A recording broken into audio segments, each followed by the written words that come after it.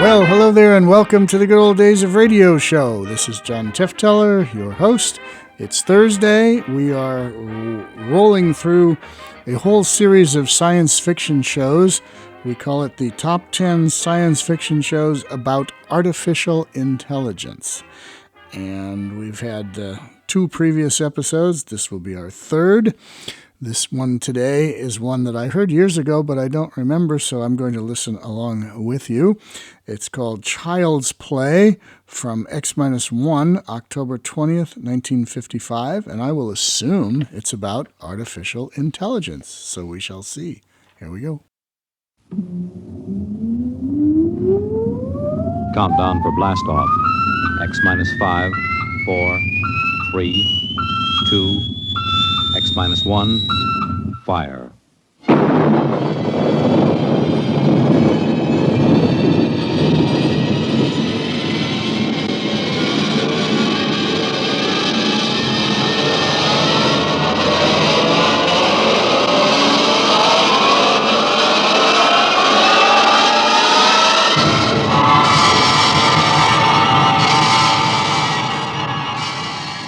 From the far horizons of the unknown come transcribed tales of new dimensions in time and space.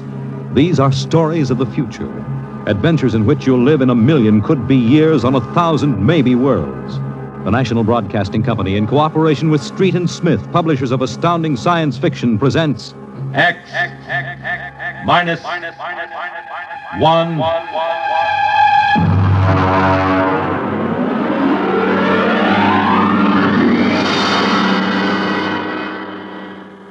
Tonight's story, Child's Play by William Tenn.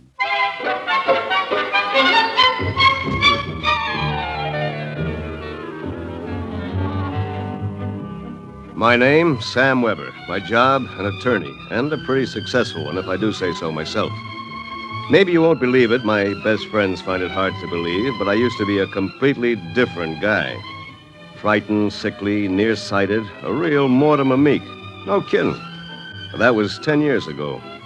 The big change in me began to take place on a cold December morning in 1955. Just a moment, please. Yes, please. Weber? Yes. Samuel? That's right. Okay, Jack, step back. All right, fellas, bring it in. Just a moment. You must have the wrong... Watch it, Jack. Sign here. Is that for me? Weber, Garden Apartments. It looks like a coffin. I don't design them, Jack. I just deliver them. Sign here.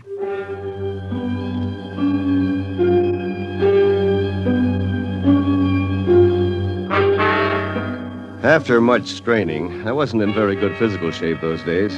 I managed to push the box under my single light bulb. There was a card in a small envelope. Let's see. To Sam from your classmates at the Interdimensional and Cosmic Institute. Merry Christmas. 2155. Holy jumping catfish. Hey, mister! Hey, mister! There must be some mistake. Hey! Holy jumping catfish. They were gone. And I didn't even know which delivery company it was. I sat down to think, and it was just beginning to seep into my sleepy brain that maybe this was one of Lou White's practical jokes when I noticed there was something funny about that box. For one thing, it was dated 2155, 200 years from now. And for another thing, it was solid gold. Pop had been in the jewelry business long enough for me to verify that. At that point, I decided to open it up and see what was in it. After about a half hour of fumbling, I gave up. All right. If you won't open, you won't open.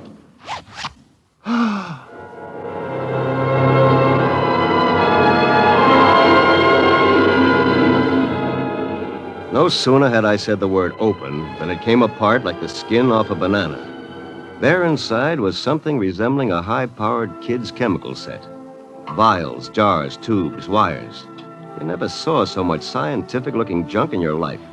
And on top of it all was a book of instructions printed in mad green streaks. I opened the cover and read page 1.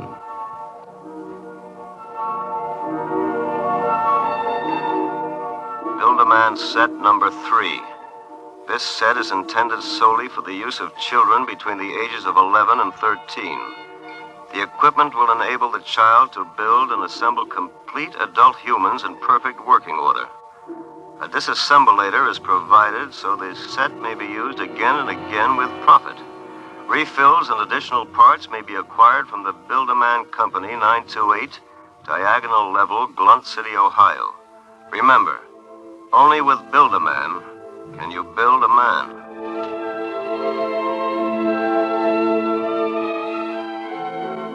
When I arrived at work that morning, an hour late, my brain was still reeling with the stuff I'd read in the instruction book. By the time I'd reached the office, I decided it had been a bad dream and it would be over by nightfall. Somerset and Ojak, attorneys at law. Just a moment. I'll connect you with Mr. Ojak. Oh, good morning, Mr. Weber. Good morning. Gotta get my mind off that book. Only with Build-A-Man can you build a man. It must have been a dream. Probably go home tonight and find the place empty. Well, if it isn't a poor man's Clarence Darrow. Hiya, Sam! Sam? Oh, hello, Lou. I come as bearer of sad tidings. You don't look very sad. Boss wants to see you, laughing boy. What about? Well, how should I know? Oh, and by the way, Sam, you'll be happy to know that I've just been promoted. I'm handling all the criminal stuff from now on. Congratulations. Of course, you know what this means for Tina and me, don't you, Sammy? Ah, cheer up, son. Tina's not for you anyway. Some got it, some don't. Me, I'm loaded. You? Ha! Nothing. So long, laughing boy.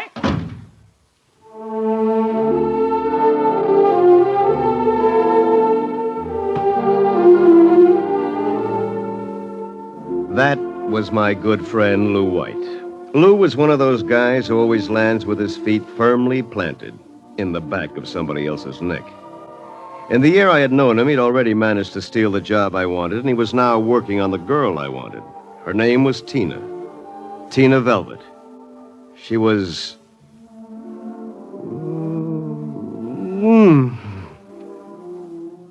Good morning, Sam. Oh, good morning, Tina. My, you look Yes? good enough to take to lunch. Oh, I'm sorry, Sam, but I promised Lou. Sure. I hope you're not too disappointed. Me? Oh, no. Some got it, some don't. I don't. Theoretically, Tina was employed by Somerset and Ojak as combination secretary and switchboard operator for Lou and me. I guess she wasn't what you'd call really smart, but she always managed to look like a pin-up girl caught with her clothes on, if you know what I mean. Well, that was Tina. I tried to steady my blood pressure as I walked into the boss's office. You sent for me, Mr. Ojak? Oh, yes. Sit down, Weber. Sit down. Thank you, Mr. Ojak. My boy, in this business, you've got to be aggressive. You've got to go out and create new clients. I don't mean ambulance chasing or anything like that, but you've got to show some zip. Yes, sir. Well, get in there and punch, Weber. I want to see a change in you in the next few months. As a matter of fact, you'd better. I went back to my office resolved to show some zip. I bit savagely into a copy of Hackleworth's On Torts. Then I called Tina for a memo. But by the time she came in, my mind was wandering again. Rosenthal versus Rosenthal. On August 4th, the party, the first part. What comes next? Sam, what comes next? Oh, listen, forget the memo for a while. I want you to take a letter. All right, Sam. Today's date, usual heading. To the Chamber of Commerce, Glunt City, Ohio. Gentlemen, would you inform me if you have registered a street or avenue known as Diagonal Level or Avenue? I write on behalf of a new client of mine. Oh, Sam, he was a new client. I wondered about it, but he looked so strange and sinister. What did he look like? Well, he was a terribly tall old man in a black overcoat. He asked if you were in, and then he tried to get your home address. But he looked and acted so strange, I didn't give it to him. He went away positively furious. That's great. Did he leave his name? Well, that's the funny part of it. He just said he was the censor or the census taker or something from the 24th Oblong.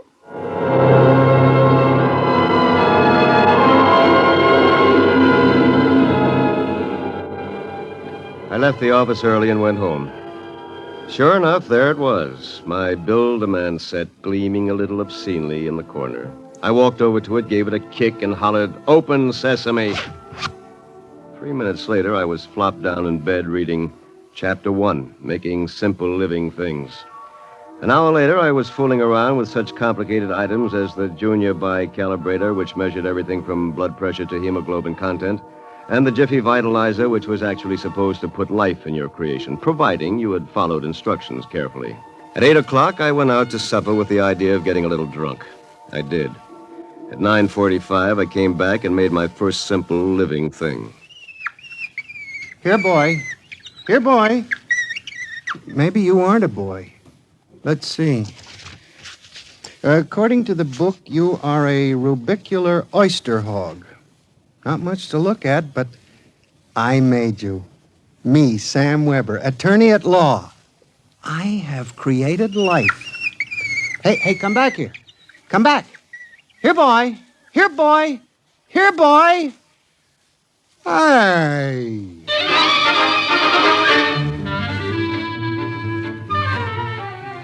It was no use.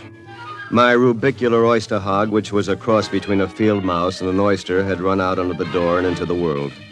Next morning in the office, I turned to Chapter 2, Duplicating Babies and Small Humans. Assemble your mannequin, setting all molds to the indicated calibrations.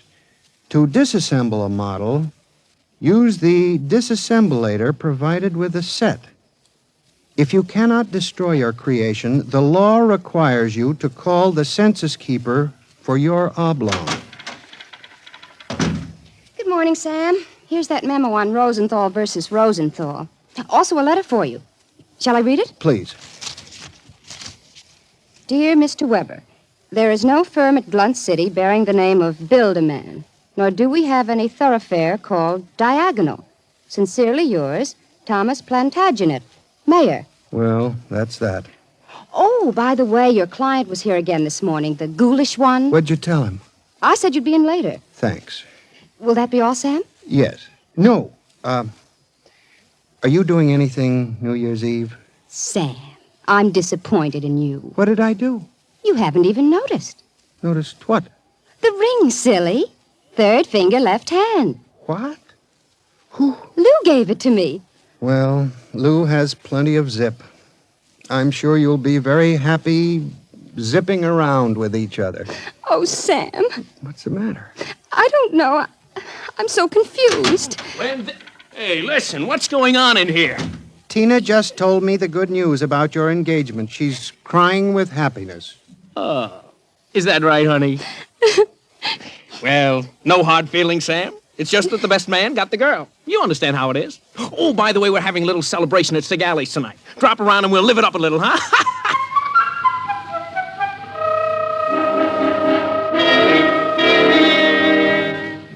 I went home feeling like a man who had been stuffed into a washing machine with the dial set at rinse dry.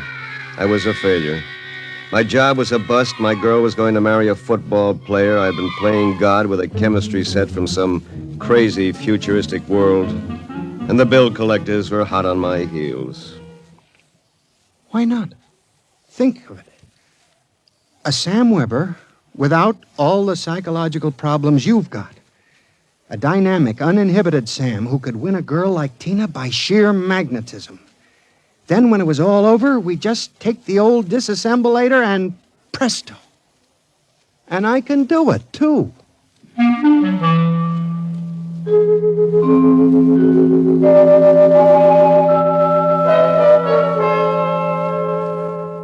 Chromosome content check.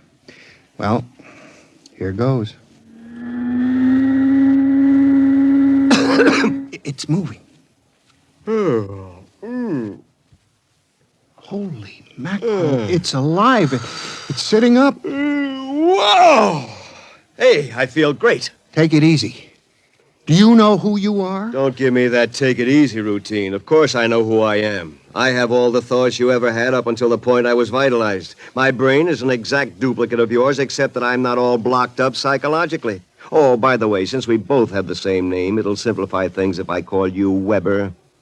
I'll be Sam. Look here, I'll make the decisions. How would you like a good punch in the nose? Is that any way to talk to your own parent? I did create you, you know. And don't think I don't appreciate it, Weber, old man, but let's get one thing straight. I live my life and you live yours. Got that? Who pays the rent? You do. For a while, anyway. I haven't decided whether or not I want to stay in the law business. The law business? It'd be a shame to waste all that good training, though. We went to Harvard, didn't we? On the other hand, I want to spread out a little. Tina's the kind of girl to whom money is very important. Tina? What'd you expect? We're not quite the same, you and I. I've got zip. Don't use that word. Sorry. Now, how about some dinner? I'm starved. We'll have to go out. I'll need some clothes. Sorry, I only have this one suit. Fine, you can lend it to me. But what about me? I'll bring you a sandwich after I come back from Segali's. Segali's? You haven't forgotten, have you, Weber? We're invited to the celebration, Tina and Lou White. Only it wouldn't look quite right if we both showed up. So I'll tell you all about it. Now, come on, off with the suit. And no nonsense.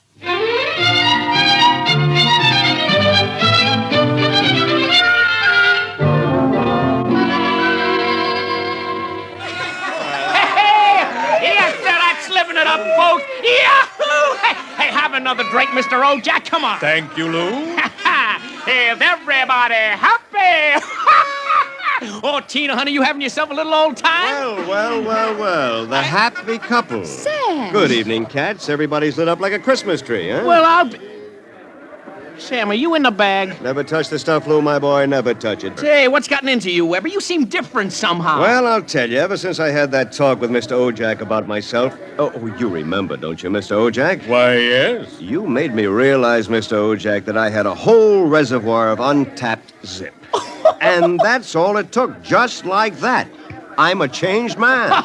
I don't believe it. It's an act. Why, you're nothing but a cream puff, and you always will be. Mr. Ojak, I think he owes me an apology for that. I should think so. All right, all-American boy, make with the apologies.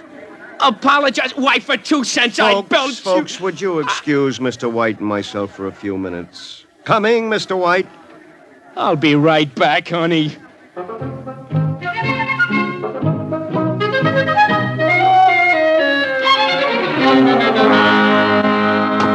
Oh, no! Okay, big boy, you've taken enough punishment. Sam, Lou, don't kill him. He did... Oh, dear. He'll be all right in a little while, baby. Did you? I mean... Oh, Sam. Tina. We really shouldn't be... kissing like this. Well, it's what you've always wanted, isn't it? Well, isn't it?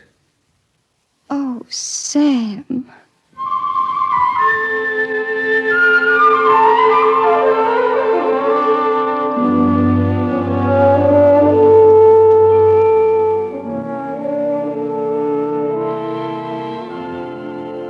By this time, he's probably kissing her.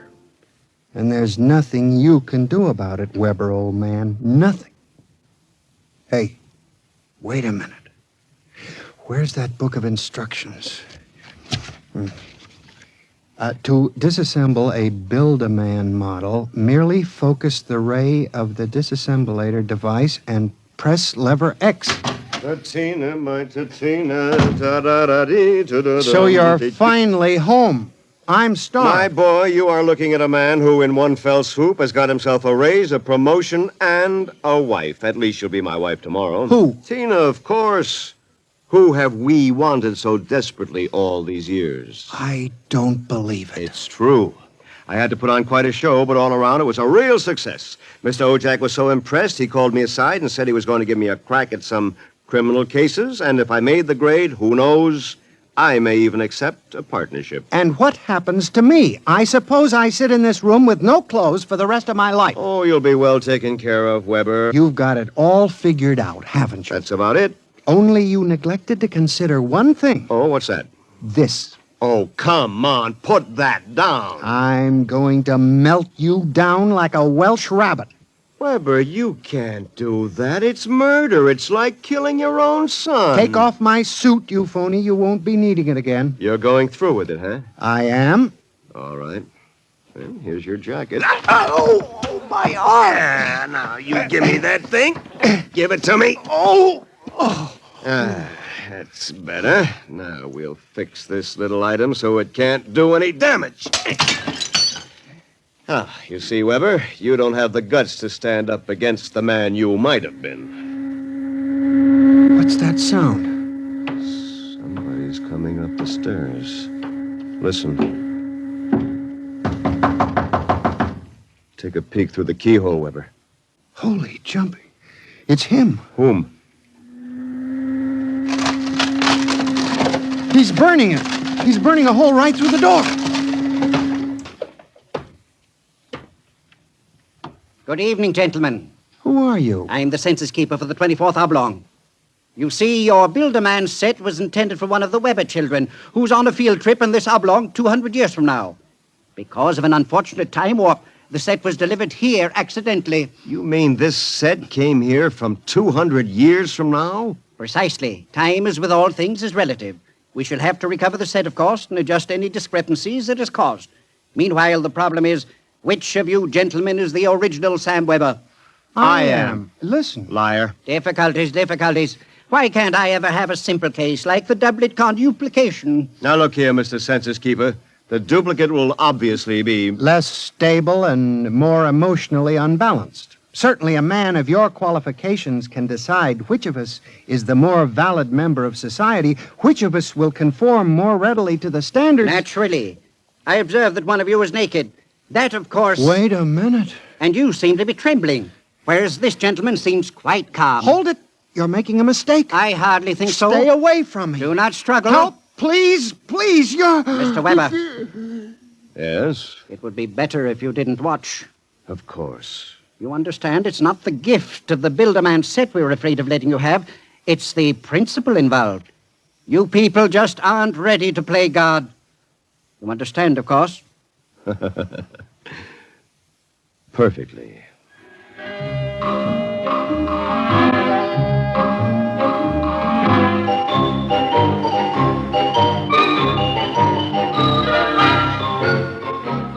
Well, that's my story. Within 10 seconds, the old Sam Weber had been completely dismantled and packed into the box. Tina and I were married, as you know, and I went on to become a full partner in the firm of Ojak, Somerset, and Weber. Oh, and by the way, Tina and I have been doing quite successfully what the old Sam Weber and his Build-A-Man set made such a mess of. We have 1, 2, 3 little conuplications.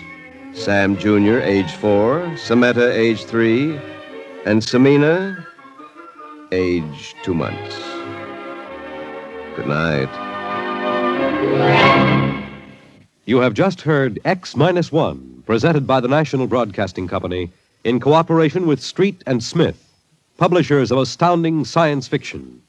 Tonight, by transcription, X-1 has brought you Child's Play by William Tenn, adapted for radio by George Lefferts.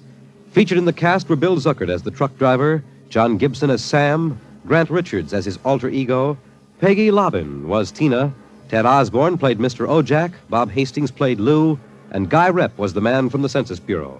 Your announcer, Fred Collins.